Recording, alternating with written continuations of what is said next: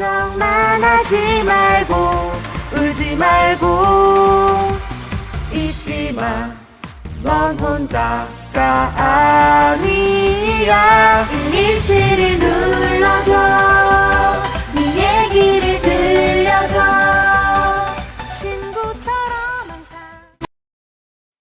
여러분 안녕하세요. 학교 전담 경찰관 최은실입니다.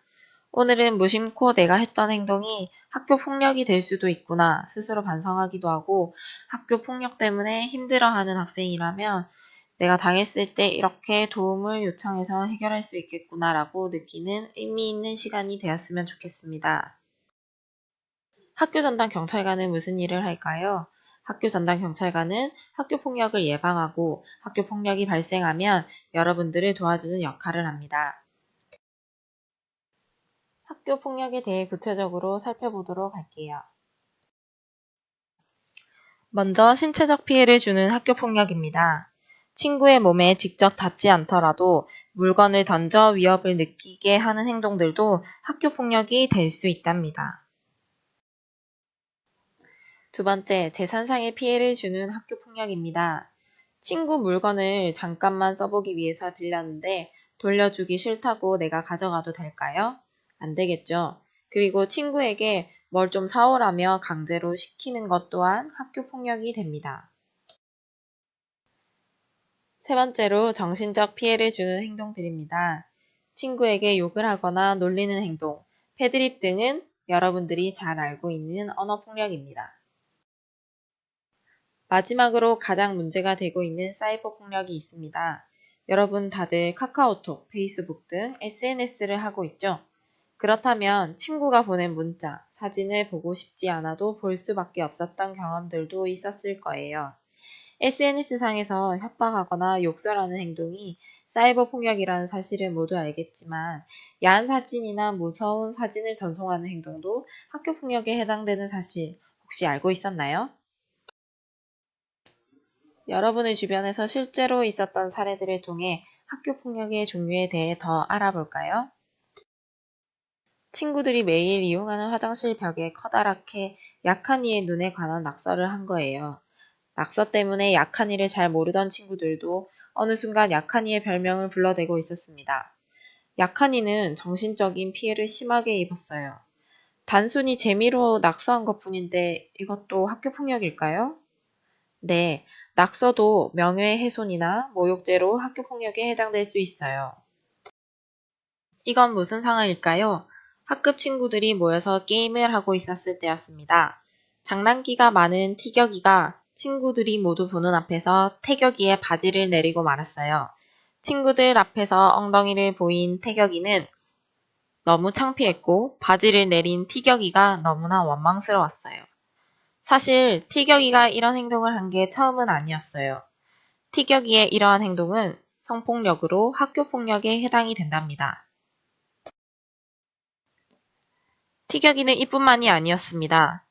태격이가 화장실에 가서 체육복을 갈아입고 있었는데 이상한 느낌이 들어 화장실 칸 위쪽을 올려다보니 티격이가 카메라로 자신을 찍고 있었어요. 너무 놀란 나머지 소리를 질렀지만 티격이는 장난인데 뭘 그래 하는 반응이었습니다.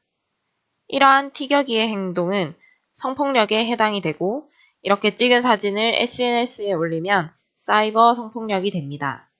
남자끼리, 여자끼리의 장난도 성폭력이 될 수 있다는 점 꼭 기억하세요.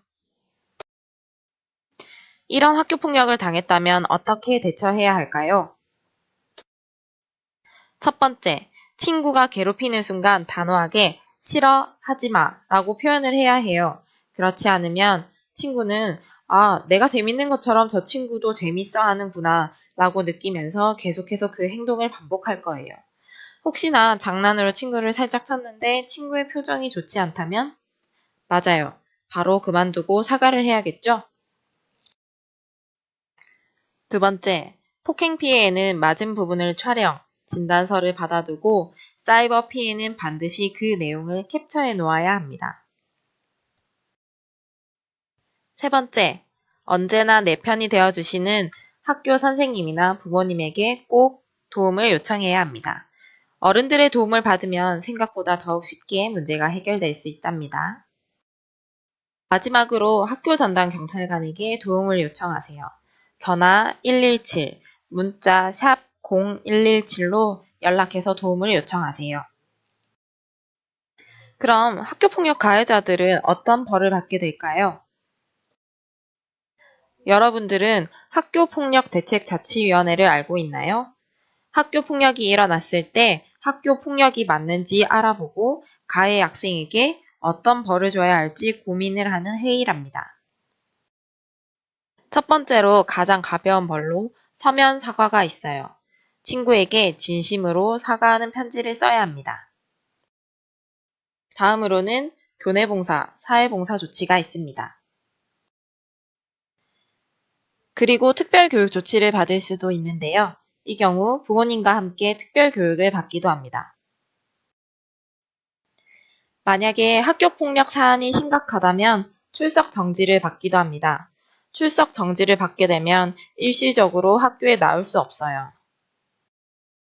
그리고 만약 정말 심한 학교폭력 사건이라면 가해자는 강제로 반을 옮겨야 하기도 하고 최악의 경우엔 전학을 가야 할지도 모른답니다.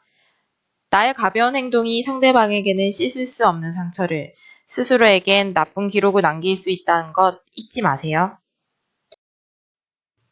오늘 우리 친구들 학교폭력 예방 교육을 들어봤는데 어땠나요? 오늘 배운 내용들을 잊지 말고 실제로 이런 일들이 일어난다면 스스로 학교폭력에서 벗어나고 스스로의 잘못된 행동을 멈출 수 있는 멋진 여러분이 되었으면 좋겠습니다. 감사합니다. 걱정만 하지 말고 울지 말고 잊지 마, 넌 혼자가 아니야. 117을